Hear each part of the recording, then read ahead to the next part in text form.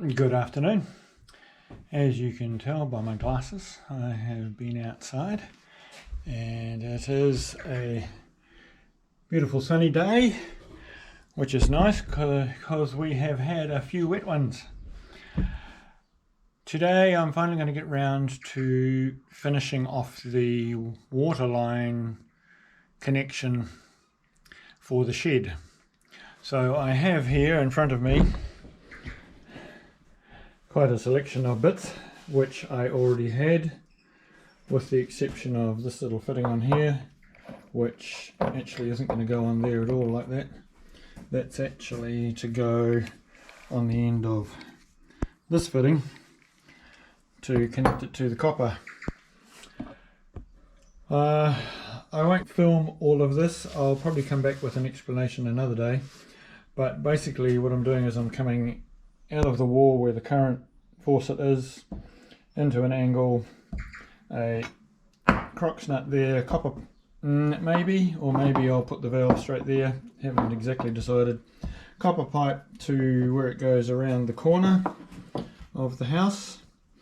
That will go into a T, and this one will come down. Let me just do this, that shouldn't be on there. And that will go to the shed. There'll be a bit of copper in between there, and the top will go up to the wingback for the tap. So that is the plan. I have turned the water off to the house at the filter, rather than going all the way down the drive to what we call the Toby. Other countries call them a stopcock or whatever. But I'll come back to an explanation about that another day, or maybe later today. We'll see how I go. A bit of a quick lesson in what is used to seal either thread to thread plumbing connections, or crocks to thread. Historically, many years ago, people would have used hemp, which is basically horsehair, and graphite, which is what it says, black stuff. When I used to do diesel connections, we used a product called Stag, which was a red product. The reason is that graphite is soluble in diesel, so that's not going to work. So that's why we use Stag, a particularly sticky red substance that wasn't soluble in diesel. Subsequent years, we moved to what's called thread seal tape, which is a very thin PTFE type tape, and that is still used quite a bit, but increasingly I think they actually use a similar product, but it's in a different format. It comes in a tube now, and you merely spread that around the thread and then wind the fittings together. So I'm going to use good old-fashioned hemp and graphite. I have just found it more reliable, particularly when you're putting brass fittings together. If you're doing nylon fittings, plastic fittings, then yes, by all means, thread seal tape I think does the job. But I'm still a bit of a fan for the old hemp and graphite for metal to metal. Most plumbers wouldn't use it. They would just use thread seal tape or the other compound that I talked about. So that's what I'm going to do.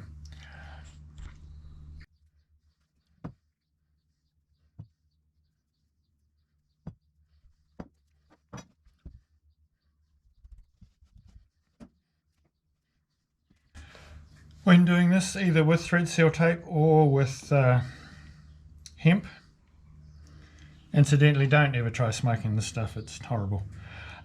You always go with the thread, because otherwise there's a chance that it will bunch off and peel off when you put it into the other fitting.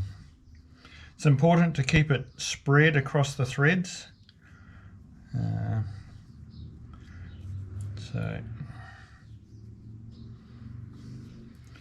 And also important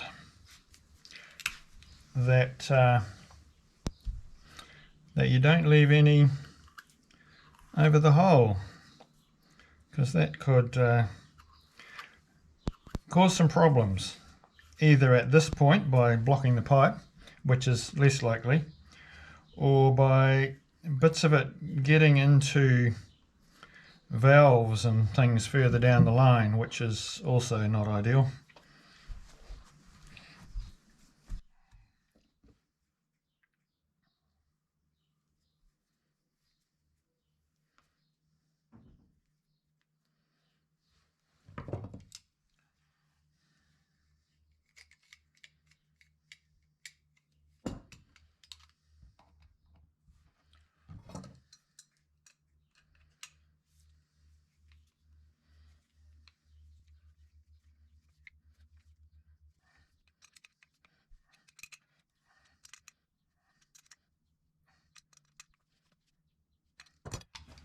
So I know that that's going to sit into the wall like that, and I know that I have clearance on this side, so it doesn't matter that the valve is turning that way. It's probably better that way than having it sticking out further from the wall. That bit is done. That's all I really need to do before I put that onto the house fitting, because then I can shut it off and then I can turn the water back on to the house. Whenever I'm preparing a narrative for a video, I spend a bit of time thinking about which words to use to describe any particular aspect in the clearest possible way. As I mused about the content for this video, I thought about the word plumber, and why is a plumber called a plumber, and why does it have a B in it that we do not sound. Originally, a plumber was someone who worked with lead and related materials like tin. Both water supply lines and waste pipes used to be made from lead. It took humans a while to realise that water run through lead pipes wasn't great for their health, especially once they started treating the water. Over the years I have removed a number of lead waste pipes from old houses. I can even remember that as a child we melted some old waste pipe lead to make sinkers for fishing. For both water reticulation and waste pipes, lead was gradually replaced by copper. For the greater part, that has subsequently been replaced by PVC of one sort or another. I digress. The link between the term plumber and lead is in the periodic table of elements.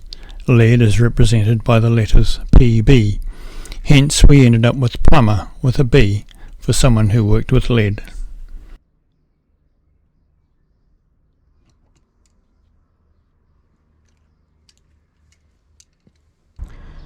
So that has successfully put that in. I've got the water back on, and so now I can do the other at my leisure without disrupting our guests. You will have noticed that the ball valve wasn't sealing that well. That's not really an issue because I've only put it there as a secondary thing, if you like, so that I can just isolate the whole leg of the two outside taps if I want to at some point. It just makes that job easier. So that's in place, and no water leaks, ideal. Now I can carry on, run the copper pipe along here, round the corner to the T and carry on. We'll come back in a minute or two. This is a Crooks Nut. Now, to explain a Crooks Nut, this is a piece of copper pipe that I'm going to fit into the brass fitting. So you put the nut on first, always really important, and then there's a swage put here so that the nut comes up against it, and then you wrap that either with tape or with hemp, and so then that's what then seals against the Crooks nipple or fitting or whatever that is suitable for putting the copper pipe into, and then it comes hard up against the swage, except that there's usually PTFE or hemp in there, and then this comes and tightens up against that, and that's what provides the seal. So I have a longer piece of copper pipe here that I'm going to put a swage in the end of, having first put the nut on, and I will fix that to the piece that's going on the corner. So the copper pipe will come along and go in there, and then we go around the corner from there. So that's the next bit. Now you may ask, how do you make the swage? You do it with this Crooks tool. So these come in 1/2 inch size and 3/4 size. I don't think I've seen bigger than that, and there is a series of balls here, and what happens is as you wind this in, it's got a taper in the end of it, and it pushes the balls out. So as you rotate this within the copper pipe, you rotate this little by little, and it makes the swage, like so. So this goes in here, except it won't, because the end of that pipe is a bit burred over, so I'll need to deal with that first.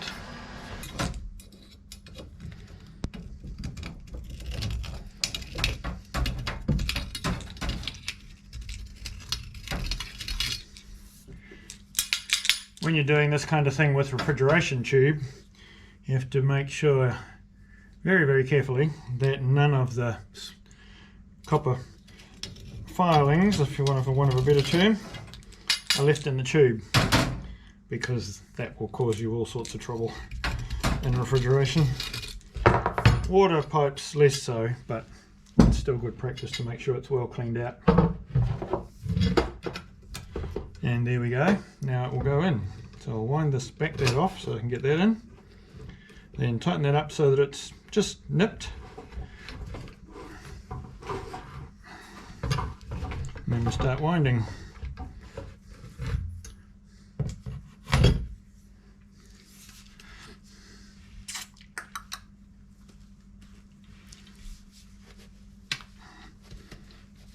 And you can see it's already starting to put a little bubble in it just there.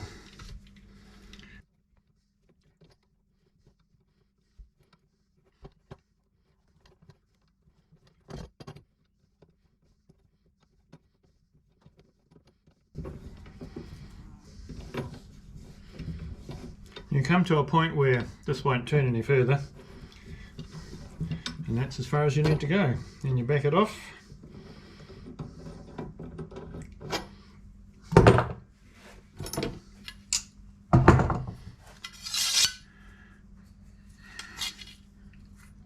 And there we go. So at this stage I'm just going to fit that without hemp until I get the length that I need to go down to the valve that's already there.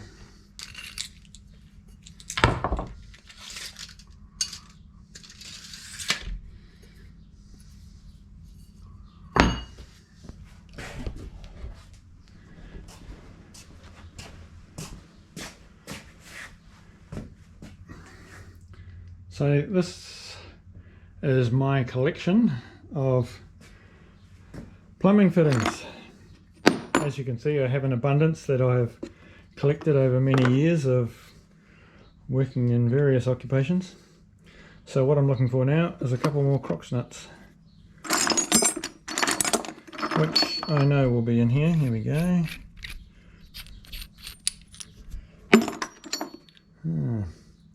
Now that might look like the fitting that I just bought, but it's not, because it has a valve in it, a restrictor, which I don't want.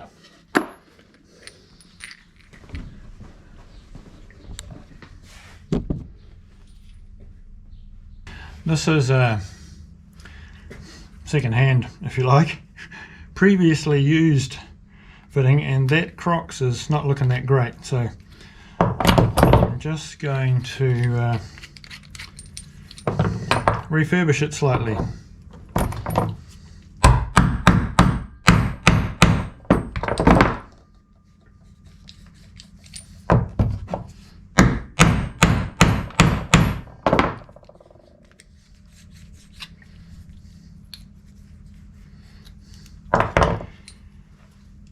eventually I'm going to cut it off and redo it.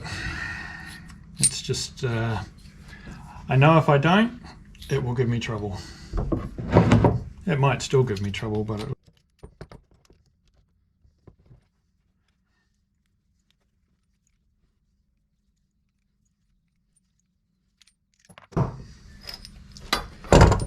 you can see it gets quite a burr on the inside there when you use the tube cutter.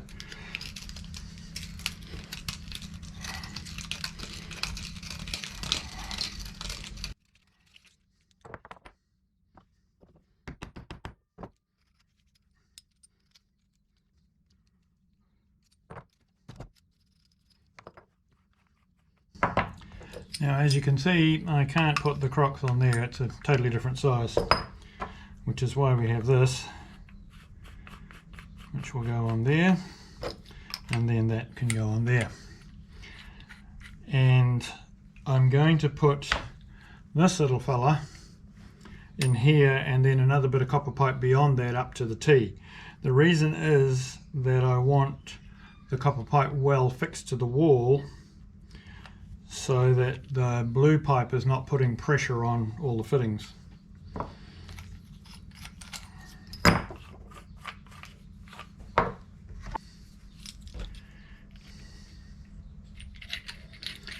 When you're working with diesel, you have to use very specific valves and things that can withstand that and stay sealed. Water's not really a problem, except obviously for corrosion, so you need to be aware of that.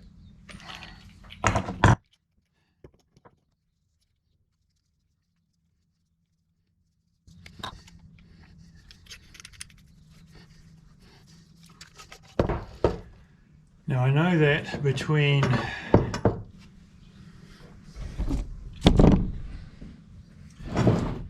here and here I want 300. So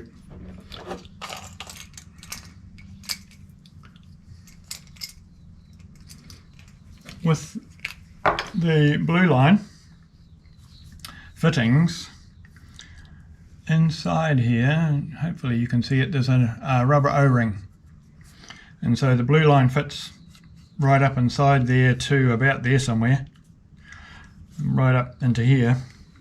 And that obviously goes on the blue line first, and then this comes in here. It's split, so you can push it down and then brings it up, and then it fits there, and then this crushes that, if you like, around the blue line to hold it in there. It's really just holding it there. It's the O-ring that's doing the sealing. Generally these need to be a little bit over what they call finger tight, which is, you know, wrenching with your wrists. Occasionally I've had to do more than that.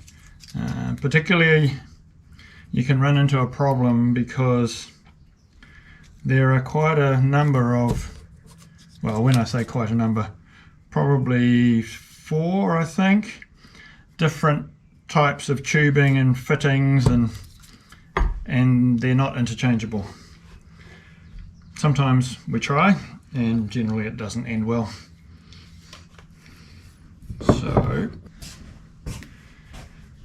So the old measure twice, cut once thing. So I actually want about 350 from there to there. So I need a piece of copper pipe, about 140 will do.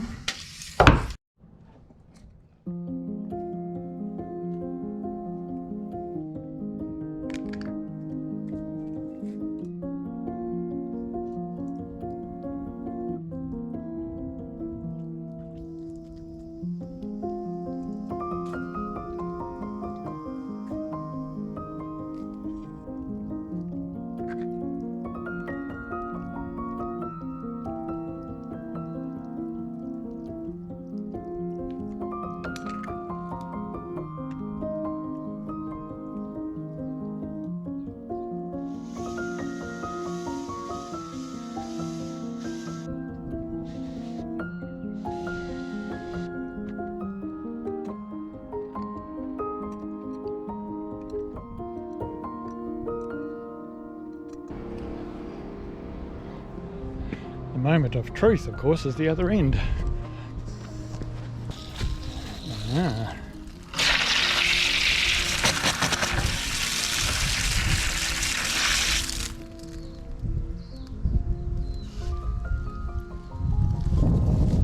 And we seem to have a new tap that leaks. I may have a fibre washer to fix that.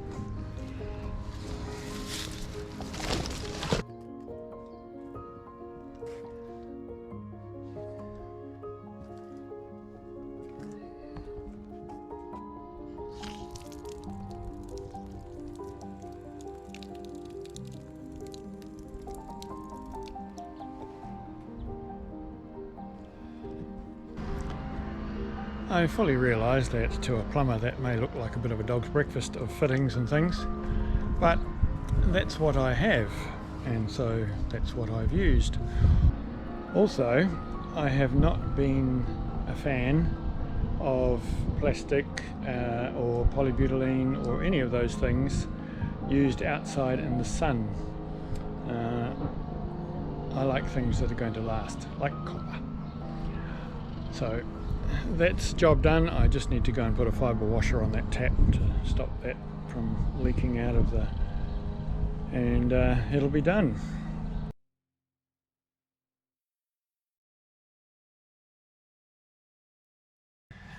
With this handy dandy tool here.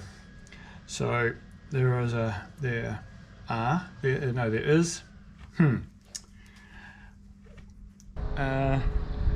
I've never been a great fan of plastic, polybute, whatever you want to call it, out in the sun from a longevity point of view. And so I much have a goodness me.